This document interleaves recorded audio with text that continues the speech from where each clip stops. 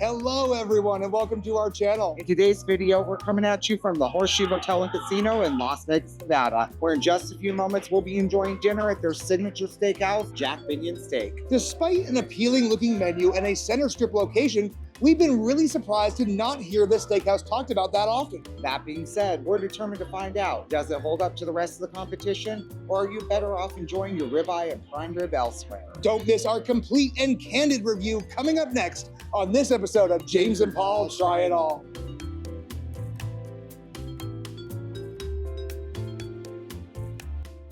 Now, before we start, we want to let you know that we were not compensated by Caesars or Jack Binion Steak to make this video. All opinions are our own and based upon our experience at the time of our visit.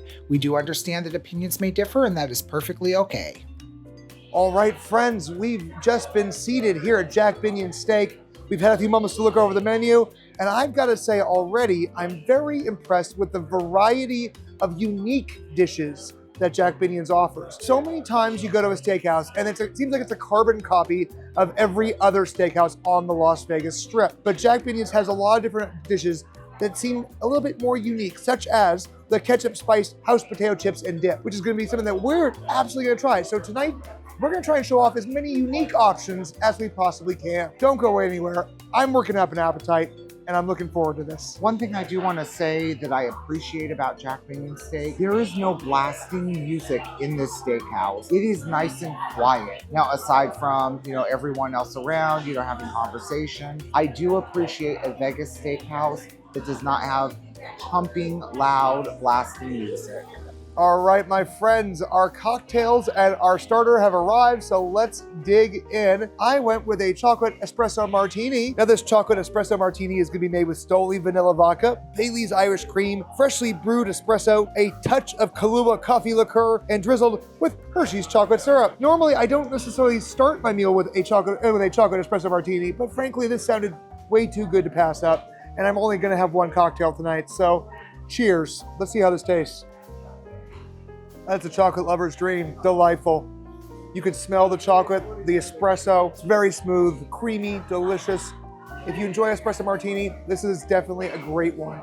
Even if you just stop in here at the bar, I recommend this. So for my cocktail, I decided to go with something classic and expected at every steakhouse. This is called the Casino Royale. This is gonna be Bombay Sapphire Gin, Carpano Antica Dry Formula Vermouth with a pimento stuffed olive. I do not normally drink a straight martini, so this is a new experience for me. So let's give this a taste and see what I think. Not bad. I'm actually quite enjoying this. Now, I have had a bad experience with a vodka-based martini where it was just straight up tasting like rubbing alcohol. I'm actually enjoying this martini. Maybe it's because it's based with gin. I could probably drink my gin straight. So this is a delightful classic cocktail. I'm actually quite glad that I took the time to get out of my comfort zone. So James has a lot more experience with a classic martini than I have, so he recommended extra olives. So that's what we're gonna have here. We have 2 sets of olives. I like a pimento stuffed olive. So I'm gonna go ahead and turn this cocktail over to James real quick because he's had a lot more experience with martinis than I have. And he can probably give a little bit better review than I can. Now, it's been a while since I've had a martini, but I do enjoy them. I'm kind of surprised I don't drink them more often. Now, one thing I just want to say, I noticed it is Carpano Antica Dry Vermouth. If you don't know, Carpano is the name of the inventor of vermouth, Anthony Carpano. That is delightful. That dry vermouth is fantastic. I tend to like a dry martini, so I don't like a lot of vermouth in it, and it's maybe a little bit more than what I would normally do if I'm making a martini at home. But that is delightful. It is crisp, it is refreshing, and this would go great with a steak. Worth the $24.99 in my opinion. If you love a classic steakhouse cocktail, this is probably the cocktail for you. Stay tuned as we get into our starter. Alrighty everyone, now it's time for our starter. We went with the ketchup spiced house potato chips and dip, which is a Pepper Jack Fondue. Now there's a little bit of hatch chili in there, New Mexican hatch chili. I'm just gonna go ahead and stir that into the fondue. Oh, it looks so creamy and delicious. And I think what I'm just gonna do is I'm gonna grab one of these bad boys. I'm gonna do a little dab of fondue on there. Cheers. Wow, that's good. These potato chips are amazing. These are mine, Paul. You can't have any, sorry. I would come back here just for these. I'm not even kidding. Not even kidding. This is delicious. My turn to try these chips, and these look to be a ketchup flavored potato chip. You can clearly see all the little ketchup flavoring on them. Let's go ahead and give a taste of that chip as is. Kind of reminds me of a barbecue potato chip in some of the best ways. Now I'm gonna go ahead and try it with a little bit of that fondue. I love Hatch chili, so let's go ahead and give that a taste. The fondue is creamy, definitely getting a little bit of spice from that pepper jack. I'm gonna go ahead and get another bite of that. You know that the chili is there, you know that the pepper jack is there, but it's not overpowering. This is a great starter and something you don't see at steakhouses often. Now stay tuned as we wait for our soups and salad to come out. Our salad and soup have arrived. Now I'm gonna go ahead and start off with something that is very unique. If you've been to steakhouses in the past, you probably know many steakhouses have a wedge salad, but how many have a Bloody Mary shaken and stirred wedge salad? Look at this unbelievable work of art. So this is fried green tomato, bacon, blue cheese stuffed olives, Bloody Mary vinaigrette, and what looks to be an entire head of iceberg. I'm so used to like just a little wedge. We're just gonna go right in here, cut this bad boy up a little bit, little blue cheese.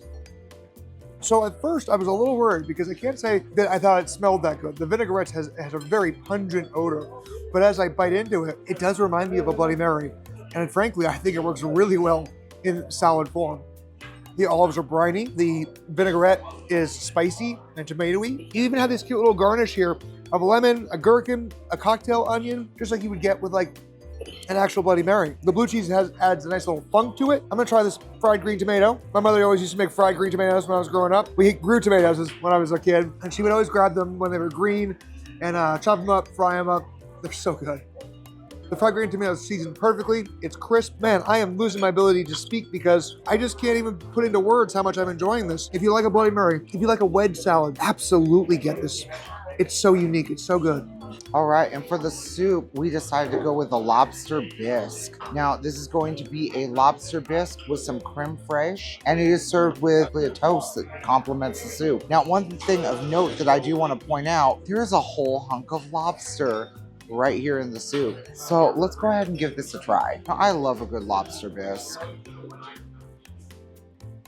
Now, I'm going to say that this lobster bisque definitely has a lot more lobster flavor than other ones that we have tried. If you recall our video from Bugsy and Myers Steakhouse, I did enjoy that lobster bisque, but I'm going to say that this one is slightly better. I'm definitely getting more lobster flavor from it. I'm getting the creaminess from the cream base that they use for this soup, and also a little bit of like a buttery flavor to it. This is a delightful lobster bisque. Let's take a little taste of that lobster.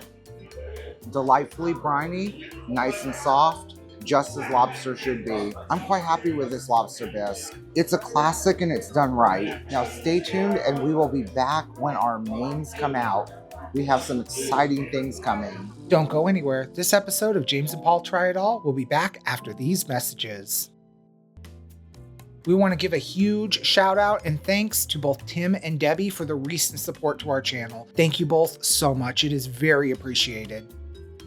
Now, just as a friendly reminder, if you're enjoying the content that we are bringing to you through this video, go ahead and give this video a like, subscribe to the channel, and then hit that bell to stay up to date so you don't miss an episode. It really helps us be seen by the algorithm and gets us out to more viewers like you.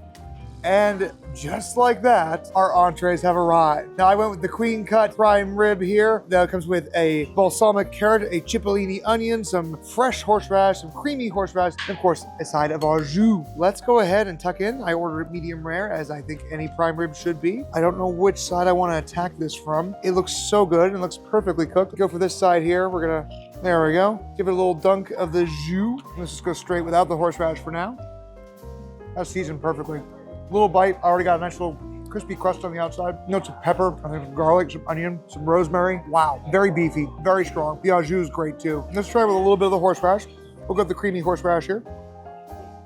That sends it over the top. I love a creamy horseradish. Then we're gonna try with the fresh horseradish. A little dab, because a little bit of fresh ground horseradish goes a very, very long way. Good thing I love horseradish. If you don't like horseradish, you really don't like it. It's not one of those ones I think that's easy to tolerate because it's such a strong, pungent, spicy flavor.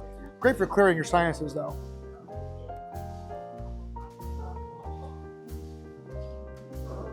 My mouth is alive with flavor. Holy casserole! tingly and burny from the wonderful horseradish. That's great. Very strong though. If you're a fan of prime rib like I am, Jack Binions does a really good one. Everything we've had so far has been fantastic. I don't know how we haven't heard more about Jack Binions. Before I turn it over to Paul, I'm gonna try these baked beans here. Now these are bourbon barbecue pork baked beans. Now I gotta be honest, we chose this because I can't think of any steakhouse I've ever been to in my life that's an actual steakhouse that serves baked beans. I've been to plenty of chop houses that do, but I love baked beans. And these are huge, big, fat suckers. I'm just gonna go in for a nice little spoonful here. I'm not gonna be dainty about it. There's no room for daintiness right now. Very strong tomato flavor, very tomato forward. The bourbon is there, but it's light, which is probably for the best because I think like bourbon is one of those flavors that a little bit goes a long way. And if you put a little bit too much, it can ruin a dish. That's everything I love about a barbecue baked bean. Wow. Let's see what Paul thinks about his entree. All right, everyone. So we cannot come to Jack Binion Steak and not order a steak. So I decided to go with a 16-ounce ribeye. Now, I can definitely tell there's a nice char on the outside. It is perfectly crisp on the outside. I asked for it medium rare. So I'm gonna cut in and just take a little check there. That is a perfect medium rare. Now, I do wanna make a shout out to one of our regular viewers who advised me to cut the steak from the middle. And so that is exactly what I am going to do. That is the perfect way to know that your steak is medium rare. As you can clearly see, perfect medium rare. There's actually a great blend of marbling. I can see some salt on top that was finished with it. Let's go ahead and give this a taste. Now, first of all, the steak is bursting with flavor. Amazing. I wish that I could recreate this at home with my own steaks. I decided to order my steak with the optional chimichurri. So let's go ahead and taste it with the chimichurri. If you're not aware, chimichurri is a oil and parsley mixture with a little bit of pepper. If you go to like a Brazilian steakhouse like Fogo de Chão, they definitely have chimichurri. It is a great sauce to complement a steak. I decided to order it because you don't normally see that at a steakhouse. And honestly, for me, I just love chimichurri. So let's go ahead, pour a little bit on that steak. And let's take a bite with the chimichurri. That enhances the steak perfectly. You're getting a nice little bite from the pepper. The oil just adds a little extra fat to it, and you're getting that taste of the parsley, so it just adds an herbal flavor. Now, they also offer plenty of other options to complement your steak, such as an au poivre, a béarnaise, or even just their house-made steak sauce. Now, I don't think you can go wrong with any other complement to your steak, but I would highly recommend the chimichurri. It has always been one of my favorites. Moving on, we are going to go with our other side option, which is the Pepper Jack mac and cheese. We decided to order this because we are just definitely fans of trying something unique, and you don't normally see a Pepper Jack mac and cheese offered as a side at a steakhouse. The server did mention that there was little bits of crushed chicharron on the top. It does have a layer of cheese also baked onto the top, and just like the fondue that came with those chips, it has a little bit of that hatch chili. So we got a little bit of New Mexican hatch chili here. You know, enough talking, let's go ahead and give this a taste. It's creamy, and just like the Pepper Jack Fondue, it's not overpowering. You're getting that hint of the pepper, a little tinge of the heat, but it's not overpowering. It's a creamy, delicious twist and take on mac and cheese. And a little bit of that hatch chili there just adds a little compliment to it. The chicharron is a nice touch as well. Gives it a little bit of just extra crunch, and I do appreciate that over breadcrumbs. Now we're gonna go ahead and finish up our entrees here, and we will be back with some dessert, so stay tuned. Finally, we've come to dessert. And I say this only because I'm so full, but I'm hoping to find the mystical dessert stomach so I can power through this. But everything has been so good, I couldn't just stop. Granted, we couldn't even finish it all. We are taking quite a giant bag full of goodies with us. That being said, we went with the strawberry cheesecake because frankly, we don't do cheesecake that often on these videos. So I figure that's a nice change of pace. But we want to point out, look at this cute little sugar card. Isn't that adorable? Isn't that freaking adorable? All right, let's go in for a bite. See how it is. I do love a New York style cheesecake. It smells light, creamy. Dessert stomach is found. It's tangy, it's sweet, but it's the perfect level of sweet. It's not sickeningly sweet, not cloyingly sweet, just enough to cut through that tang of the cream cheese. The crust, the graham cracker crust, beautifully spiced. Just melts in your mouth. We'll take the little card off here. All right, the sugar card, it's sugar. It's a sugar wafer. It's a little on the crispier side. It's a cute decoration, but I'm gonna be honest, I don't know if I would eat a lot of it just because it's pure sugar. It's a big piece of cheesecake. It's definitely shareable amongst 2 people, which is exactly what I'm gonna be doing because despite the fact that I did find the dessert stomach, it's a tiny dessert stomach. I'm gonna turn this over to Paul and let him enjoy. But if you're here at Jack Binions, the cheesecake is a solid dessert option. So I just need to take a taste of this cheesecake. First of all, I appreciate how beautiful the sugar wafer is. Let's give that a taste. Or not. It's a nice touch though. I will definitely give it that. But it is like the decoration on a birthday cake. Now, I am a huge fan of cheesecake. This cheesecake, it's fluffy. It's definitely firm, which I prefer in a cheesecake. I like a firm cheesecake. As I bite into it, you definitely get the creamy velvetyness of it, along with that beautiful graham cracker crust on the bottom. Is it the absolute best cheesecake ever? No, but it's a great way to finish off your meal and have a nice dessert after having just such a mind-blowing steak. We're gonna finish off this cheesecake and we will be back with our final thoughts on Jack Binion steak. Stay tuned. All right, friends, as you can tell by the costume change, it is admittedly a few days later after our dinner at Jack Binion's. Admittedly, after we were done and wrapped up that night, we were so full, so tired, so drunk. Jack Binion's might be the most underrated steakhouse on the entire strip. Completely underrated. It's so weird that, you know, I know that they're kind of tucked in the back by the bar at Horseshoe there, but it's weird that we have not seen much coverage on it. Yeah, we never hear people talk about it, and I don't understand why. Because the food was great. Food was excellent. The service was fantastic. Service was amazing. Huge shout out to Javier, our server, who just took such great care of us. He was so friendly, so knowledgeable, and yeah, so attentive. The entire experience makes me so sad to not see this restaurant talked about more, and I highly encourage, if you're watching this video, please consider Jack Binion Steak at Horseshoe as a potential option for an upscale dining experience for yourself when you visit Las Vegas. Now, I will say one thing a little critical about it is that the prices are high. However, if you are to put this into perspective, we released a video on Bugsy and Myers at the Flamingo. Bugsy and Myers was a very similar price. It was a great steakhouse experience. Bugsy and Myers, and I'm going to use this as a comparison, it is your standard greatest hits, your standard classics. It was generic. It was your typical steakhouse. Yes. Jack Binion's, whoever designed their menu, decided to take some twists on the classic some risks. Steakhouse. Exactly, and those, I'd say they paid off. For the sides, a Pepper Jack mac and cheese. You don't see that on the menu often. Right. Baked beans. You also do not see that on the menu often. I have been to so many steakhouses in my life, and I cannot recall ever seeing like a barbecue baked bean as a side option on a steakhouse. Let's talk about those chips. Those chips. The ketchup spiced chips with the Pepper Jack Fondue. With a little bits of hot chili. Those were so good. My God, I want to go back just for chips and a cocktail. The Bloody Mary wedge salad. I love the idea of the Bloody Mary wedge salad. Yeah. Bloody Marys are very much a steakhouse thing as well. Wedge salads are a steakhouse thing. Why not put the two together? And it was such a wonderful presentation to come out with the cocktail shaker full of the vinaigrette and to pour it over the wedge. It was huge. It was an entire freaking head of iceberg, which also goes back to say that the chip portion was huge. So considering those portion sizes compared to other steakhouses that we've been to this year in Vegas, such as Gallagher's, Golden Steer, Bugsy and Myers, Oscar's at the Plaza, I think that the prices were more justifiable because of the larger portions. We always try to look at it from the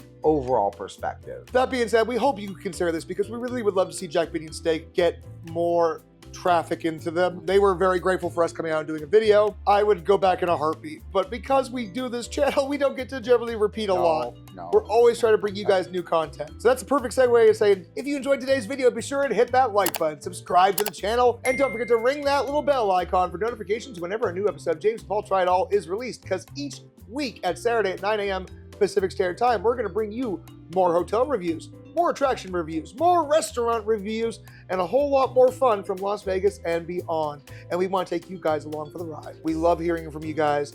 If you ever see us out and about on the strip, don't hesitate to stop us and say hello. Thank you for your continued support. Time to say goodbye. So until next week, we sincerely hope you have a great one.